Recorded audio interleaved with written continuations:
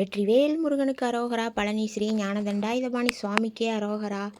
Friends, மகா கந்தசஷ்டி பெருவிழாவின் முக்கிய நிகழ்வான சூரசம்ஹாரம் நாளைக்கு, அதாவது 27/10/2025 அன்னைக்கு நடக்க இருக்குது. அதனை பற்றிய முன் அறிவிப்புகளை கோவில் நிர்வாகத்திலேருந்து சொல்லியிருக்காங்க. என்னன்னு பார்த்தீங்கன்னா, அன்னைக்கு மலைக்கோயில் அதிகாலை 4 மணிக்கெல்லாம் விஸ்வரூப தரிசனம் நம்ம பார்க்க முடியும்.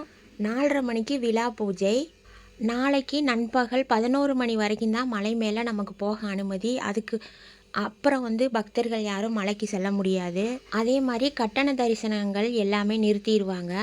ரோப் கார் கட்டண தரிசனம், விஞ்சு எல்லாமே 11 மணிக்கோடு நிறுத்திடுவாங்க. படிப்பாதை வழியாகவும் போக அனுமதி இல்லை.